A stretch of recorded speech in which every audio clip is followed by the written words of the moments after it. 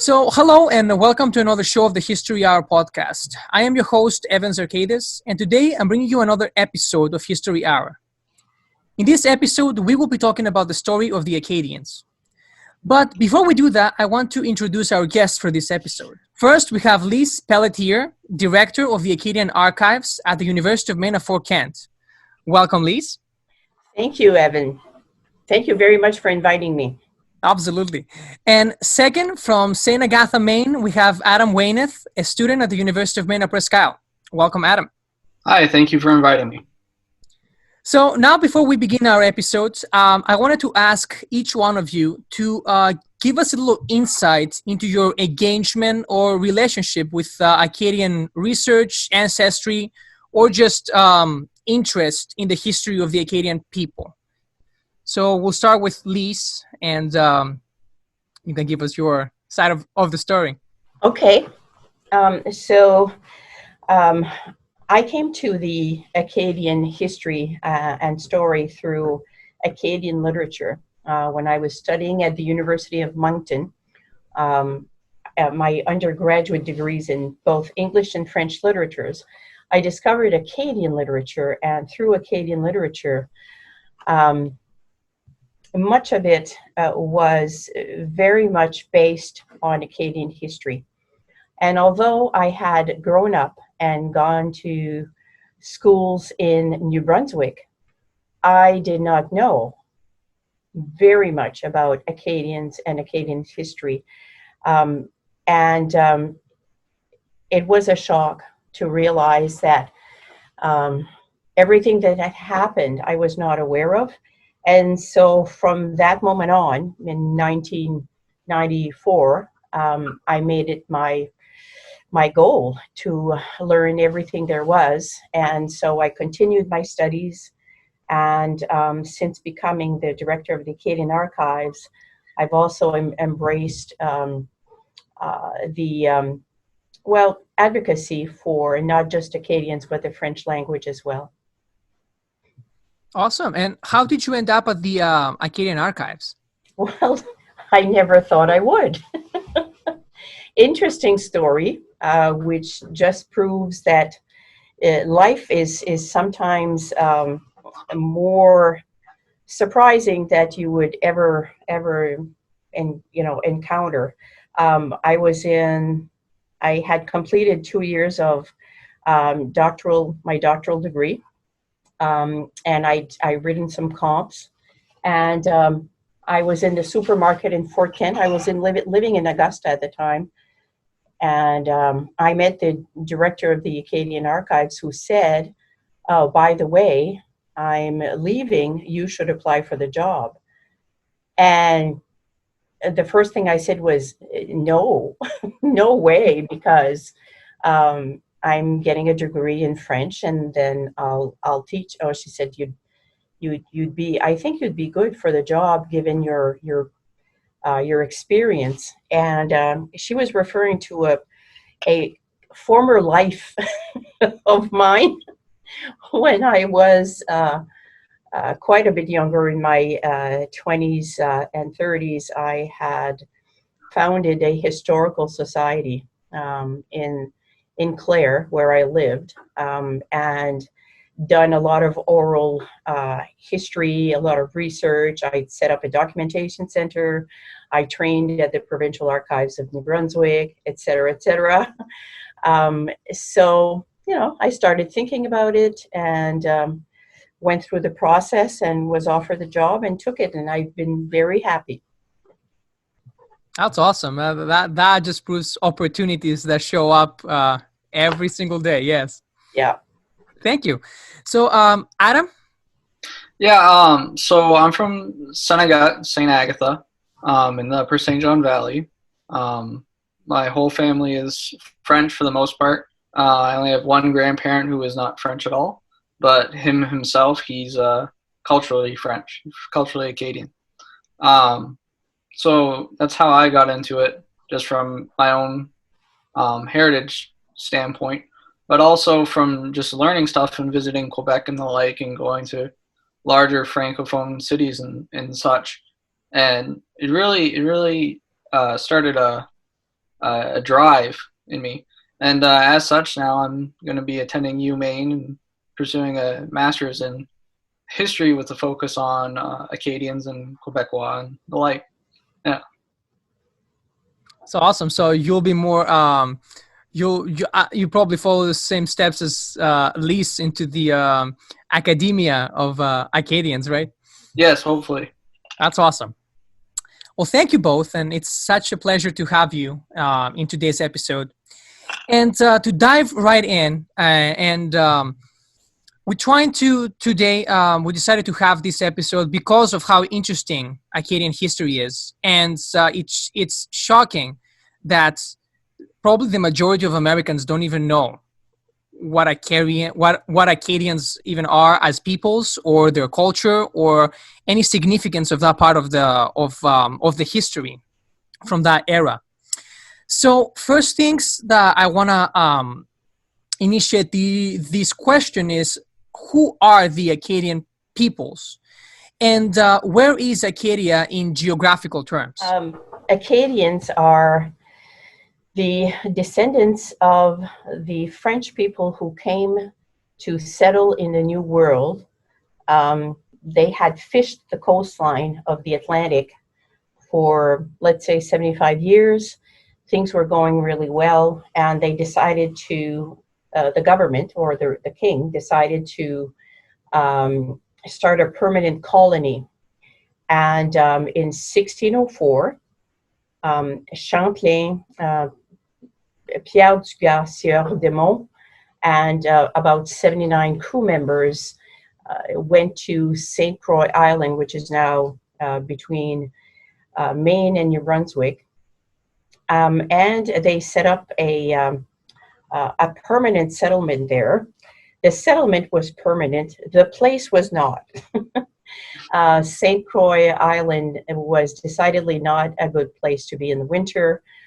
Consequently, in the spring, the survivors went to Port Royal. They crossed the Bay of Fundy and settled in Port Royal, and that became the place, the main settlement, if you will, of the French who would come later. In terms of Acadie, the name comes from Giovanni di Verrazzano, an Italian explorer who called the area along the coastline of the Atlantic Arcadia because he likened it to a Greek paradise. And so Acadians or French came to Acadia, and though the boundaries shifted because it was a colony and it was forever being tossed between England and France, let's say, the people of this area, which at one point encompassed all the land between Newfoundland and Cape Breton to Massachusetts.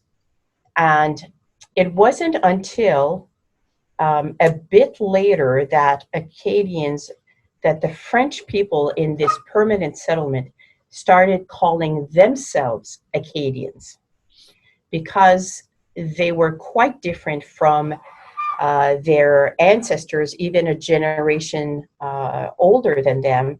And so they were distinct, and they did develop quite a distinct personality. They were self-governed, and so they started calling themselves Acadians, and everybody referred to them as Acadians.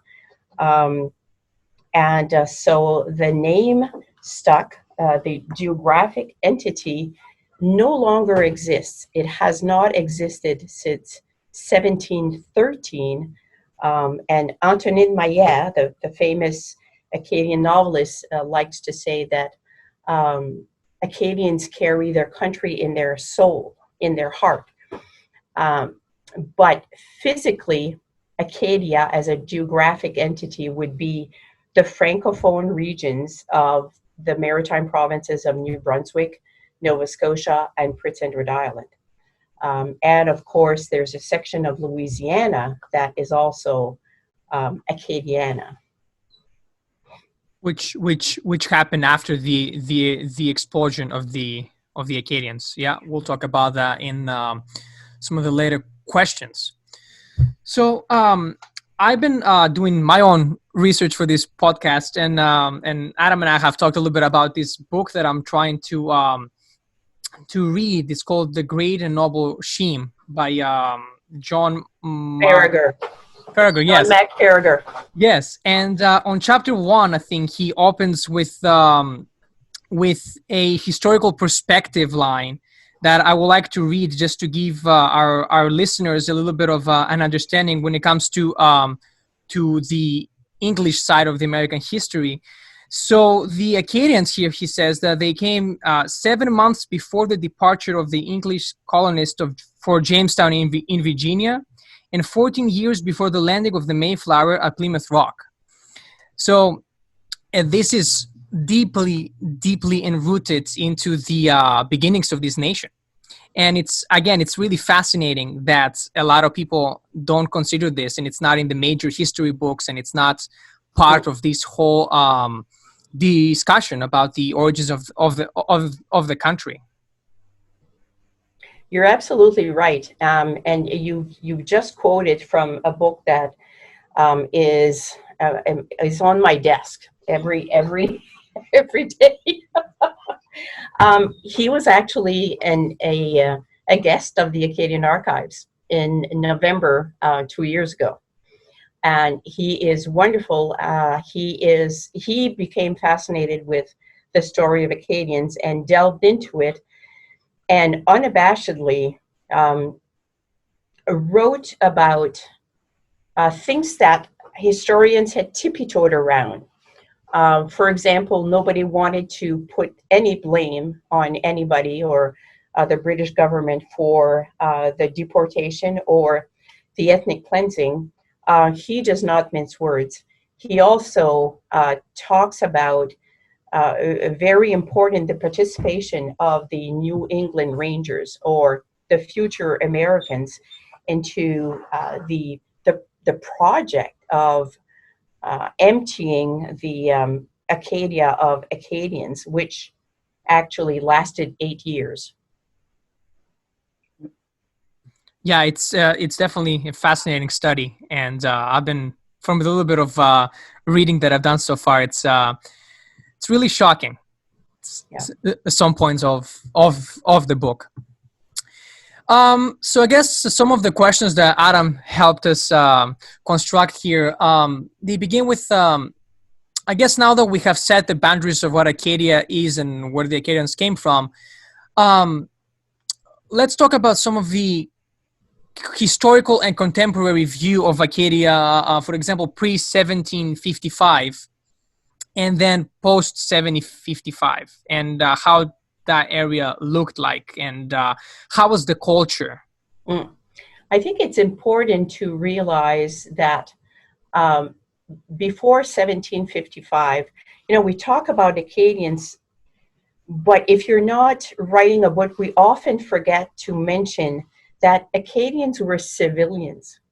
They were farmers. They were not soldiers. In fact, they were not interested in going to war, and that is why they pushed neutrality so much.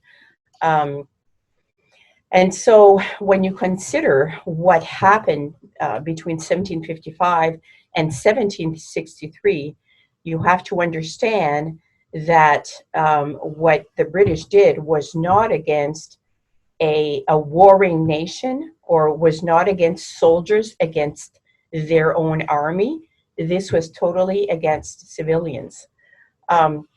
After Acadians eventually signed an oath of conditional allegiance, that is, they signed that they would not take up arms against the French or the British, and in as much as they could continue observing their Catholic religion. And they thought that that was fine. The major reason that the British wanted Acadians gone is that really they felt they could not trust them because they could not believe that Acadians would remain neutral. But there was also a demographic push that is really important in the context of right after the War of Succession, where Nova Scotia, where Acadia becomes Nova Scotia, etc. There is a really big push from Europe into Massachusetts and this new world, and the rate of immigration to the United States or Massachusetts is so strong that the natural resources cannot keep up. So Acadians and being farmers, they were supplying both the French but they were also selling. So they had friendly relationships with merchants and et cetera, et cetera. After the deportations, Acadians who wanted to come back to Acadia or their homeland, they had to sign an oath of allegiance. The religion was not included. In order for them to settle in what had been Acadia. So Nova Scotia, which in 1784 also became New Brunswick, or Nova Scotia and Prince Edward Island.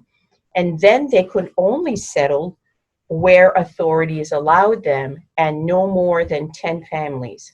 So the idea of preventing Acadians from becoming a force or a community was still then very present in their minds. Yes, and I think how I see it when I read this is that probably maybe their neutrality was one of the main causes that caused for their deportation. But if one of my biggest questions when I read that stuff is, if the British saw them as French, for example, is there any instance that the French saw them as different? Maybe because I'm sure there were a little bit of cultural differences between French speaking and then Acadians. I'm not sure if there was any different view from the French-speaking peoples that were not Acadians. Yeah, and I think there's a lot of perhaps misconception about what actually happened in the 1750s. How come France did not intervene? And it wasn't that France did not try. The same thing that happened with the conquest of Quebec. The British had blockaded the entrances to the ports, so the French were not allowed to come in, essentially with supplies, because a lot of Acadians who managed to escape suffered dreadfully wherever they sought refuge. So it's I wouldn't say that there was a big difference at the time, especially there wasn't, although a century had gone by. I don't know that there was as much difference as we can think, because we're probably interpreting from our modern eyes. But at the time, the big difference was the freedom that Acadians enjoyed in this new world. As I mentioned, they were very self-reliant, and they instituted some village councils. They elected representatives to go speak to whoever was in authority. That type of thing, which they probably did not enjoy in France. And so in that respect, it was a very, very different life. And yeah, it would make them different people. Yeah. I think, Adam, you had some points as well? Yeah, I can speak on that point as well. I think one of the major factors that contributed into Acadians being somewhat different than Canadiens, the Quebecois, is that Acadia was occupied by the English during the 1660s for a time. And during that period of time, no French government officials were present. and no Catholic officials were present. As such, the Acadians during that time largely administered themselves. They had what they called white mass, so blanc mass, and that was where the Acadian village leaders would do mass themselves and do religious ceremonies themselves, in lieu of not having actual clergy members. But when the colony switched back over to being French in the 1670s, the French regime that came back found issues trying to administer the Acadians again, because they had found this newfound independence in themselves. And the other thing that I've seen in my research is that after 1713, with the Treaty of Utrecht, when Acadia went to England and stayed with England after that point, Canadiens had issue with how the Acadians operated during wartime, how they did not join up arms with the French against the English. And an example of that would be the Battle of Grand Pre during King George's War during the 1740s, in which a Canadian force battled Massachusetts force and won, but they were angered by the fact that the Acadian civilians did not join up in a militia and force Port Royal, and as such, the Canadians weren't able to retake Acadia. So that's some of the tensions that I've seen with that and the divisions. Yeah. Were there any cultural differences developed through the years of separation between the two? For example, language or other traditions? Yes. In terms of language, Acadie and Nouvelle-France, or New France, Quebec, went through a completely different histories. So Quebec, let's say, they had instructors from France, and so, education was in French, et cetera, et cetera. At the time of the early 17th century or late 17th century, there was a newly instituted language. There was a codification of the French language, and the teachers would implement the changes and correct and teach the new students, let's say, on this new language, which was not very that far removed from the oral language. In Acadia, the language remained very much oral and very much a 17th century French. And so there still exists words that we use that are from the 17th century. And if you go through an Acadian dictionary, you will find those words. They do not necessarily, they are not necessarily that popular in Quebec. So there is a big difference in the respect of language. However, moving into, let's say, the latter part of the 20th century and the 21st century, people who speak French will have, especially like either in northern Maine or in Acadia of the Maritime Provinces, will have contact with people from Quebec, and the language gets adopted, the words get adopted, and so there's a mingling, and so the language is always in flux. It always an evolution. One interesting study, I would say maybe 10 or 15 years ago, two I think doctoral students studied the frequency and usage of swear words. And they discovered that French Canadians or Quebecois used words that relate to the church, like literally inside the church, either the saints or objects that you find in a Catholic church. And Acadians, not so much. I think one of the popular expressions would be in the name of God, or for the love of God, pour l'amour de Dieu. But as far as using the French swear words that we all know and put up with, yeah, not so much, I guess.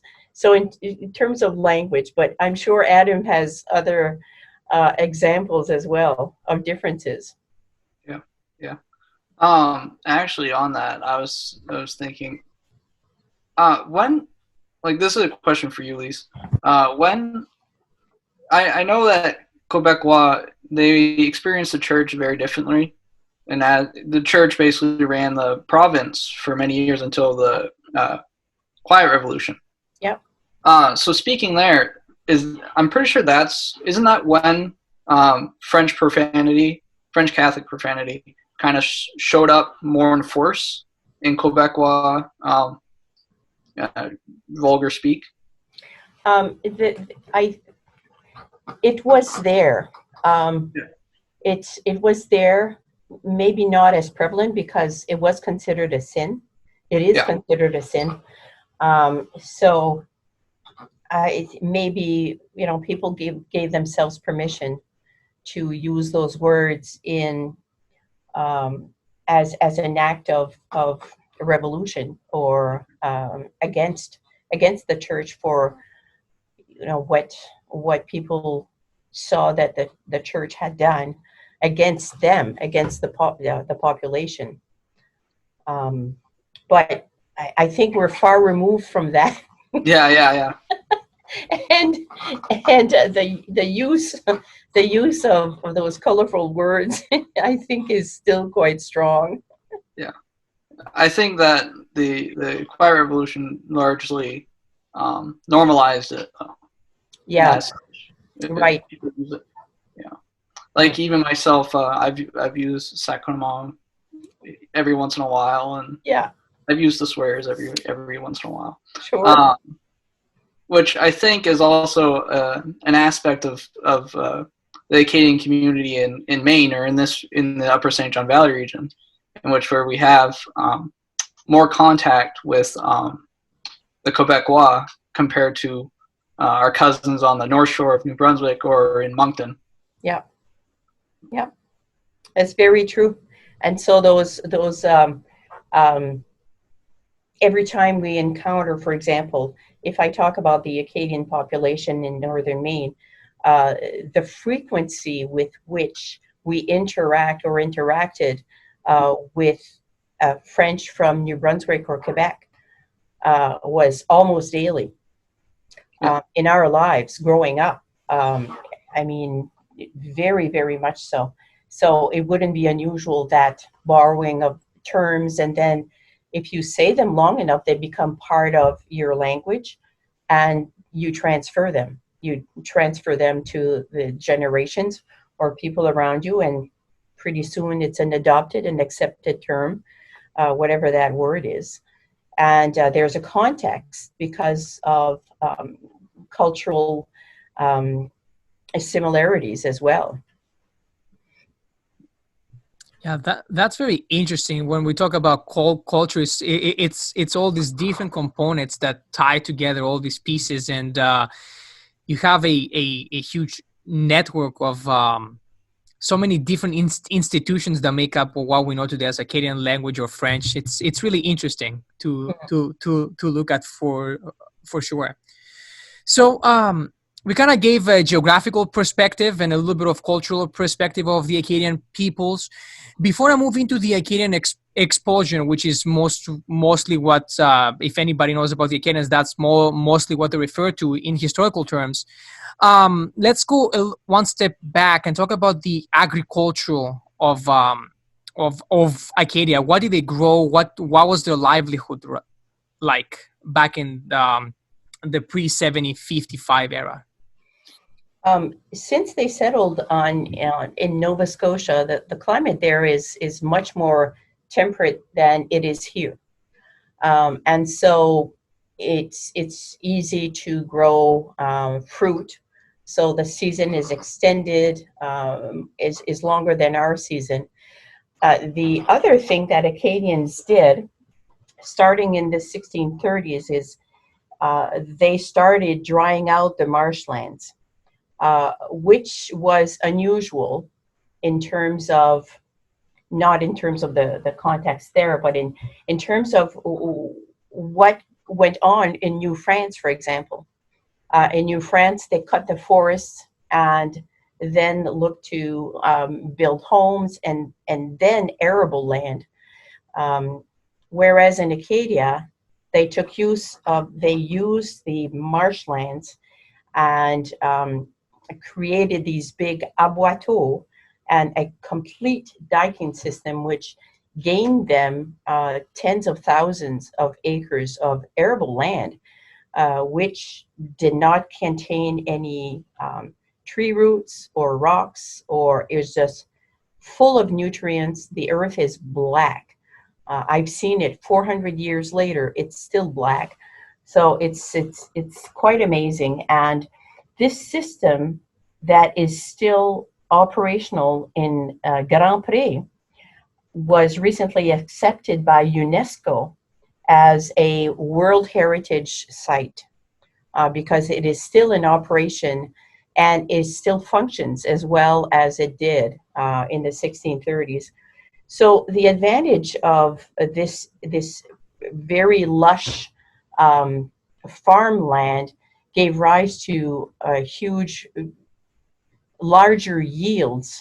And so farmers could supply people from the villages, and they also could supply the Boston market because they did trade and sell goods there as well. And so that was a very, at one point, Acadians lived through what they called their golden age, where the rate of mortality was, was very, very low, and the communicable diseases did not affect them because they were not in Europe. And they were just very healthy, and they had high birth rates. So when you think about all of that, you think, well, it's not unusual that they would love this land of theirs so much. So in terms of agriculture, that is what Acadians wanted to be, which is interesting because when they come back, those lands, they don't have those lands anymore, and all the documents that show that they did own the lands, those documents were burned or destroyed, and now the lands are occupied by New England planters. So when Acadians came back, they had to go out to the sea. So they became fishermen after coming back from after the deportation. That's a big change. Yeah. Yeah. And then, and I think every scholar states that the prosperity of their land was probably one of the main causes that the English wanted it so bad. Yeah, exactly. Yeah. Right. Which leads us right into the hot topic, I shall say, the Acadian expulsion. It started again in 1755. And I guess what we shall do now it's to discuss the build-up to this event and some of the main causes. Why were they sent away? Why was their land taken? I know we mentioned some of the initial ideas of that. And how long did the Acadians live under the British rule? I think in terms of the buildups, I think you can even take a step further back and look at where this idea started. And in spite of the skirmishes between British and French, or British from the southern state or from Massachusetts. Really, there was nothing that was as eventful as the decision to get rid of these French Catholics. And because, as I said, it's not like Acadians were soldiers and they had an army. That just was not the case. And those lands were there. If you look at a map, you'll see that the British were quite anxious to get the entire control of that Atlantic shore, and because they governed up to Massachusetts, and they were already planning, let's say, to invade New France, and so they wanted the entire Atlantic coast. So as far as events are concerned, we could talk about the fall of Louisbourg, and then the fall of Beauséjour. And, there were atrocities committed on both sides. Um, but I always come back to the fact that we're talking about an army that, gets actually puts ads out in the paper to fill their ranks and get 2,000 foot soldiers to come in and help with this project, or this scheme, this noble scheme. So Acadians didn't have much of a chance, and it wasn't that the British warned them, okay, or gave them a chance, or said, okay, you're going to lose your lands if you do not do this. It was completely, they were taken by surprise. And although there had been, mounting tensions, in the sense that some Acadians did feel that there was something coming, although there was no intelligence of that fact, anything specific, because some did flee the area before the deportations. And so when the deportation started, the men were assembled. They were called to an assembly in the church, and once they were there, they had to surrender their rifle to go into the meeting house or the church. And once there, the church was locked, and they were read the proclamation of the deportation, which told them that they were prisoners, and the families had to continue feeding them and feeding the soldiers who guarded them. And if anyone from the villages were to leak word to another village, the men 10 years and older in the church, the men from that family would be killed. So that's pretty much how it went from village to village. There was a great number of Acadians deported in the fall of 1755, and then all throughout the years until 1763, from in various places. And throughout those years, Acadians who sought refuge elsewhere or escaped, they did not have an easy time of it either, because if they, for example, sought refuge with a Mi'kmaq family, a family of Mi'kmaq would not necessarily have had all the supplies needed to to take care of their family and another family, especially in wintertime. So it was extremely difficult. There are stories of hardship that are really quite graphic. So it's and the idea of how the plan was executed. It was very intentional, for example, that families be separated, community members be separated into different ships. So let's say that the first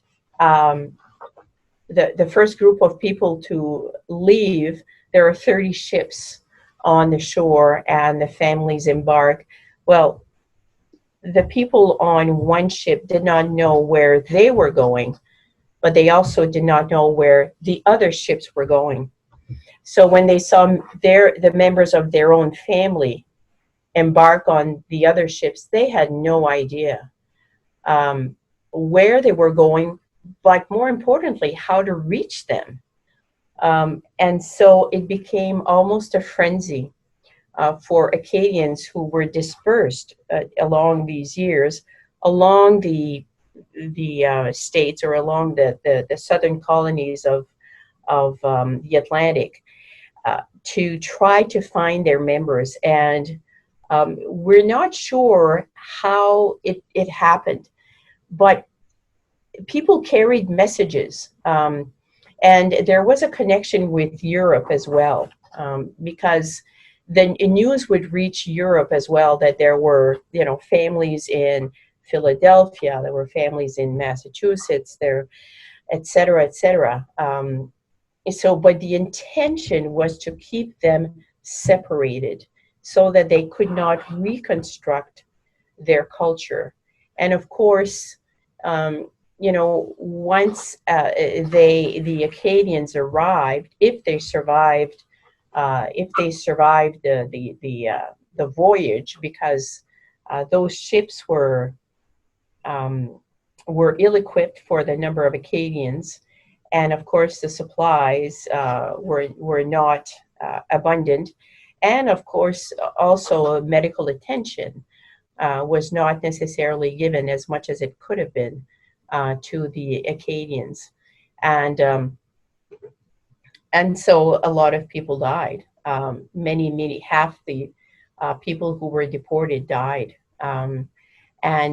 so it is unbelievably tragic. And this scenario repeated itself for years.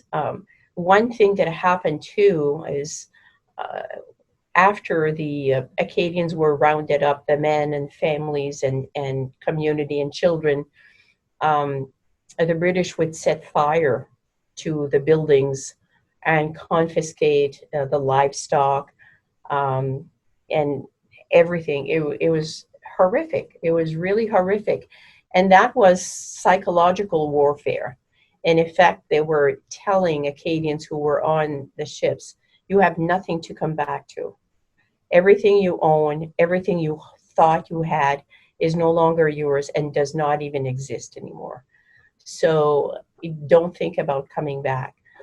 And, the strange part is they did come back, which is just the strongest manifestation of resilience and belief, belief in faith, belief in life, but also belief in yourself that land is yours, and the strength of the identity, how rooted Acadians were in their community and their homeland. And I think that's what's so tragic too. You see, for example, as you mentioned, those British troops come to your shores, then you are put in chains, for example, put into big ships and then shipped to different parts of the continental United States. And I think that's the tragic, as you mentioned, families being separated, and you have this whole madness that's happening that I hear today historians and scholars talking about a possible genocide for the books, that they can use that as a genocidal event. And it's really important to recognize how much how tragic that was, and that this took part in early American times, and it's really fascinating. So what were some of the places of deportation that they took them to from Acadia? So there was there was Massachusetts, there was Pennsylvania, there was Georgia, South Carolina, Delaware, all along the coast, really. So they were sent to Virginia, but Virginia did not want them. And so that ship was returned and sent to England. But that was another layer of tragedy, because the governors of the colonies to the south did not know Acadians were coming. And I'm sure that they did not necessarily, they must have resented the imposition and then having to care for these people who did not share their religion or their language. And what were they? Were they prisoners of war? But they were civilians. So how did you treat them? It's very interesting to uncover petitions written by Acadians at the time of their imprisonment in the southern states or colonies, and they write of the hardships that they've gone through. And in some places, Acadians were not allowed to leave villages to look for their families. They were not necessarily independent either. I think those who went to Maryland fared a little bit better because there were some Catholics in Maryland who undertook to care for them. But it is a horrendous episode, and unfortunately, it's repeating itself. We find similarities in many places in the world in the way we treat people who are different, and this is where I take offense with historians who do not tell the entire story. History should be neither for or against. It should tell facts. And yet, because of the way we're trained, we bring a perspective, and we make assumptions which we're constantly trying to prove. And let's face it, if you accuse a nation of ethnic cleansing, you better have proof.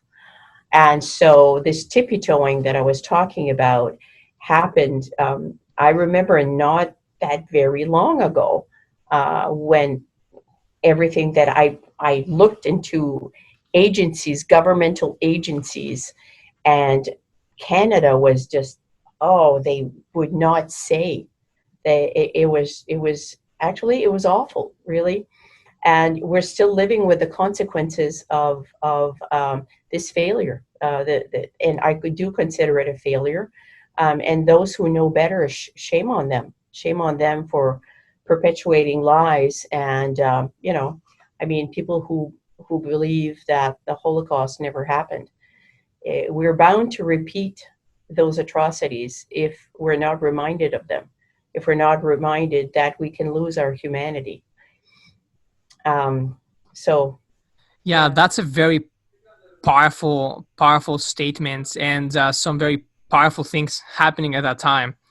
And you see the whole genocide aspect, and it's just insane to think about that this happened. And I think, Adam, do you have anything to add to that? Because I know you're living in an area that is mainly Acadian. What's your perspective on this? Yeah. Well, I mean, in French, the expulsion is called le grand arrangement, so the great upheaval, and there's good reason for that, right? And I mean, I don't know. We all understand that we were kind of products of this destruction of what we once were and what we now are. But speaking on just the hardships of the actual expulsion, noting that the different American colonies of the British their different responses were all very much touch and go. It's all dependent on where you went and was your treatment. Speaking of Virginia, them just simply not allowing the Acadians to disembark on the vessels, while colonies such as Georgia and the Carolinas simply didn't care what happened to these people. They let them off, and then whenever the Acadians would pension to the governor to ask for passport, so passport to a different colony, the governor would just say, "Here you go, just leave, we don't want you here anymore." And speaking on that whole point, after the deportation, you see that there's a flotilla, basically, of Acadians who try to get themselves back to the Bay of Fundy. A lot of them from those southern colonies that just did not care about where they went, in which Acadians themselves traveled from places like South Carolina, Georgia, and North Carolina back to what is now Nova Scotia. Though when the Massachusetts government learned of this, they pensioned the other colonies to apprehend any Acadians they saw on their coast. So, for example, a lot of Acadians were recaptured in New York and in Massachusetts. But there's even more speak of, so the Beausoleil brothers from Beau Basin, which is on the isthmus between Nova Scotia and New Brunswick. Speaking of one of the brothers who was deported from Beau Basin and was sent to Georgia. And the reason for that is because they believed that Acadians from that area were some of the most hostile because they had been pressed into service to defend Fort Beauséjour, which was a French fort in modern-day New Brunswick that was opposite to an English fort, which was then in Acadia, that the English sieged and took. So there's a story of him traveling back to Acadia via the Mississippi River in Quebec. So not taking the coastal route, but actually marching his way through the woods and then going up the Mississippi to the Great Lakes, then from the Mississippi to Quebec, and then finally to Acadia. So it's just a constant story after the expulsion of people just attempting to get home. And speaking on that, the deportation is not just one event. Speaking of the Acadians on what is now Prince Edward Island, many of those were refugees from mainland Acadia, so Nova Scotia and the like, who fled, and as such they tried to reestablish their colony. Yeah, and I think we see, as I like that example that you mentioned, because it shows just how much they wanted to go back home, I guess, and how that much affected their culture. So how did they end up getting back home? So we know now that they're in different parts of the continental United States, and they're creating, new communities there, I suppose. And then some of them, I guess, are not establishing themselves there, and they wanted to return back home. What's the situation with that? I'd like to talk about two communities. One is Louisiana. Acadians were never deported to Louisiana, so this is a myth that's been perpetuated. One of the reasons it's perpetuated is we're not taught this history, and I did not grow up with it. And the history of the St. John Valley Acadians is not taught either. Although there's a very strong sense of identity, of cultural identity. People are proud to be Acadians. There's just, it's not being taught in a structured way. It's not a mandated part of the curriculum. So that's very unfortunate. That's something that we need to address. So Acadians went to Louisiana, and as I was saying a little bit earlier, some Acadians who ended up in Europe, in France or England, they wanted to come back, and they went to Louisiana. And so in time, there were thousands of Acadians, and they started a new life there. For Acadians I want to bring it back to Acadians of the St. John Valley. So our ancestors were Acadians who escaped the deportation. They escaped by going to Quebec. And Quebec is not that very far from here. So the communication road or waterways were very well known. So the St. John River, and in Madawaska or Edmundston, the St. John River connects with the Madawaska River, and then there's the Temiscouata Lake, and then there's a portage, and then you're on the Seaway, the St. Lawrence Seaway. So a number of Acadians fled to Quebec. They either stayed within their community of Acadians, some intermarried, and once the Treaty of Paris was signed in 1763, Acadians started coming back into Acadia or Nova Scotia, and a lot of Acadians wanted to form a village or a permanent settlement where they thought, anyway, that their community could thrive. And so they settled in a place that they called St. Anne's Point. And that is very close to Fredericton, the capital of New Brunswick today. And so they started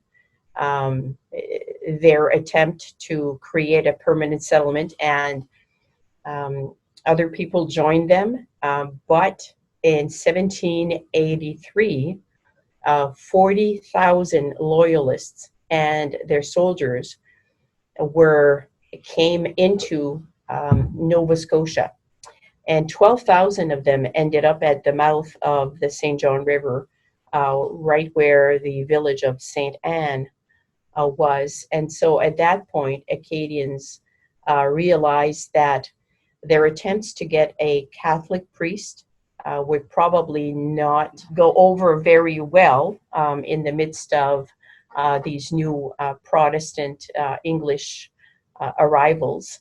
And also, Acadians also saw that the lands and waterways that they had been using for their economic survival, these would not be available to them anymore.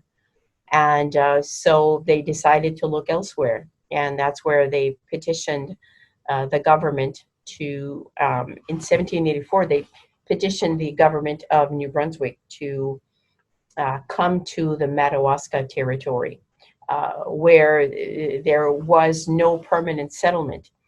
There was a Maliseet village, but there were no whites living there permanently. And so in 1785, the first Acadian families came to the Madawaska area and settled on both sides of the St. John River. And that's the story of just one group of Acadians. There are countless, hundreds and hundreds of stories and they're all separate, and that's the tragedy of a people that lives in a diaspora, because the history lives on in each individual family, because every community is shattered. And that's, I think, very particular and very specific to the Acadians, that they were the same people from the same areas, and then they split up in different groups. And then these groups, we see their story to survive and continue on. For example, we have the Acadians in Louisiana, then we have in northern Maine, in the Madawaska area. So it's such a tragedy, again, to reiterate the fact that this all happened. And how the events took place, very interesting for sure, to say the least. So I know we went a little bit over time, but and we weren't able to cover all of our questions. But I guess to close on that, I think we did a good job into explaining some of the basic points of Acadian history, and there are countless. We couldn't possibly cover every single point in one episode. But so we have, as we said, those individual communities of Acadians now that they establish themselves in different places, and we can use the example of the Madawaska and other Maine settlements of the Acadians. How has it been since that time of the establishment all the way, for example, and we can even use after 9/11, where you have the splits between countries and you have Acadians in both sides of the border. How has that shaped the culture of that community, and how has that affected these people even further? Because they went through all of that long history of depression and suppression, the challenge to survive, and now they're facing even more, even in the 21st century. So how do we see that? And again, a secondary part of that question is the language. I know there were many movements back in the day to suppress anything non-English. So let's talk a little bit more about that as the last point in this episode. Interestingly, the Acadians of the St. John Valley, at one point, this area was a completely homogeneous population of French and Catholics on both sides of the river. And the interactions, one parish covered both sides of the river. And so you have a lot of exchanges, but it's no different than a river running through a village, let's say. So that's basically what it was up until 1842, where the border was established, 22 years after Maine became a state. The northern boundary of Maine was not established. And so it wasn't until 22 years later that the commission ended up defining the border between Maine and New Brunswick, and it divided the people in two. However, because of the closeness of the relationship between Acadians in New Brunswick and Acadians in Maine, the culture was kept alive through frequent interactions with people who continued to live in French, whereas on the southern shore, English became the language. But in terms of social interactions, mass, we have newspapers that date to the early 20th century completely in French, because that is the language that was used and read, which is an important distinction with the language today. Today, the language lives on orally. People rarely are able to read or write, and it's because the language is very much an oral one, and it is not sustained in a structured way in schools. And so there's been even a decrease in the last 20 years that I've noticed anyway, of how effectively the language is transmitted in schools. And it hasn't. And so when you consider the lack of an institutional support in the schools to teach French, which is for most of us our native language, and then the diminishing of the interactions that we have with French people of Quebec and French people of New Brunswick. So there are fewer and fewer opportunities to learn new vocabulary, to practice the language. And so, yes, there's definitely a decrease. And the younger generations might not even grow up hearing French that much. It really depends on the villages, the towns. Some towns are function completely in French. Um, and I have to say that throughout the St. John Valley, it's very rare that you go to a place of business and people cannot respond to you in French. Very rare. But that is not to say that French is everywhere. And French is very rarely heard now in churches, for example, where most people congregate. Um, so there is definitely a decrease, after 9/11 for sure. And I guess we'll just have to see what this pandemic brings, because we can't, now the borders are closed. So, that's not fun. So I think, we're really going to have to fight to get to do it ourselves in a way. And I'm not exactly sure how that's going to happen. There are, a lot of people who would want to see it happen. So I don't know. We'll just have to not wait and see, but at one point we're going to have to roll up our sleeves and just get in there and work. Yeah, which was my other question before I get to Adam, because I really want to hear his perspective on that as well. Is there any official movement that is trying to support the bringing back of Acadian culture in those communities, or is that something that we need to see in the future, based on your perspective? Le Club Français, or l'Association Française, so the French Association of the St. John Valley, is right now paying, I think, 50% of the salary of a person who does French instruction in elementary schools, I believe, throughout the three districts in the St. John Valley. And so that association is very much involved, and it has started daycare centers that are completely in French. And I believe that the tri-district, because we have a consolidated school district made up of three former school districts, their intention is to bring the French language back into the elementary schools, where that's definitely where it belongs. Absolutely. Kids love to learn languages just as much as they love to learn music and dances, for example, and they're like sponges, and they don't forget.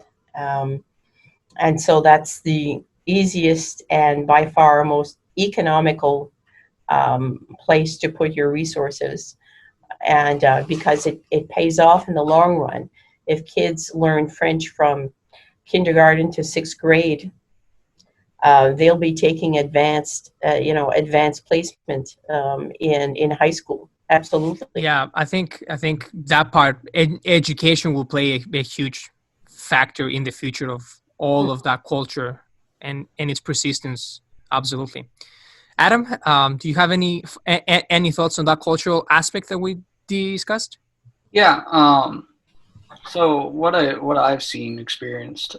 So I went to one of those districts. I was at MSAD 33 for my whole education, which is Senegat and Frenchville. And there, I learned French from pre-K until 10th grade. I can't necessarily hold a conversation that well. It was a lot of reading and writing skills and a lot of standardized French, which I feel like is probably one of the worst parts of it. One of the worst parts, one of the major drawbacks of what they did, which I think, if I'm speaking correctly, a lot of that instruction was influenced by when in the 90s they had a committee in the legislature called Save Our French, or I think it was in the legislature, but where they wanted to bring French back to schools, but to be to comply with state regulation, it had to be a certain type of French. It had to be standardized French, and as such, the cultural links were somewhat present, but not in the way that they should have been. Yeah, and that's we see it a lot today. Though those different variations, trying to preserve, their traditional and then what's allowed and all of that stuff. But I hope personally that there is a national movement to bring all of that back and trying to support it even further. And I think that the starting local, it's really important, and hopefully it'll get even bigger. Mm-hmm. Absolutely. So anything else you would like to add before we close up? I think we did a pretty good job giving some of the basic information and history, and I hope our audience learned something from this episode. And I think Lise will agree with me as well. Go outside and learn about all of this history. Visit the Acadian Archives. Do your own research, because it's such an interesting piece of history, and it's so important to know about this. Any final thoughts? I think it's important to realize that we did spend a lot of time talking about a piece of history that is really branded in the hearts and souls of many of today's generations of Acadians. However, when you look at groups that are thriving, for example, in New Brunswick, you will see that there are a great many artists and singer-songwriters and bands and musicians, authors who have really paved the way for others to come. And so there's a blossoming of arts and an Acadian presence in language as well in New Brunswick. And they're wonderful to discover. And, there's a political side, but then there's also the cultural side, both of which are very interesting to follow. And we'll see what develops there as well. Yeah. And Adam, do you have any closing remarks? Yeah, so I think that organization, there's a lot of organizations as well that are starting to come up. Like, I know the Archives is doing a project with 4 other institutions to make some form of Franco portal. And then there's, of course, stuff like the Congrès Mondial Acadien, so the Acadian World Congress, which was actually held in the St. John Valley in 2014. And it was held this past year, if I'm right, this past summer in New Brunswick. And then there's bigger things as well, such as like the Francophonie, which is an organization of all the French-speaking countries and stuff like that, which I think you need to have the outreach to make a difference. Yeah, absolutely. I'm personally not an Acadian. I'm not French speaking, but I greatly enjoy all this information and all this history and culture of the Acadians, which is one of the main reasons I made this podcast today. So I greatly appreciate you joining us today. Thank you so much. It's been a pleasure, and I appreciate all the information you brought to this episode. And stay safe. And hopefully once we get out of this pandemic, we can get into working more harder in all these issues. Thank you very much. Stay safe as well, Adam and Evan. Thank you. Thank you, Lise. Thank you, Adam. Yeah, of course. Well, that's all for today's episode of the History Hour. Thank you so much for listening, and make sure you join us again next week when we talk about the history of the Presque Isle Air Force Base with our guest Kim Smith from the Presque Isle Historical Society. I wanted to remind all of our listeners that you can find our podcast page on Facebook and on YouTube by simply searching the History Hour podcast. Thank you, and till next time.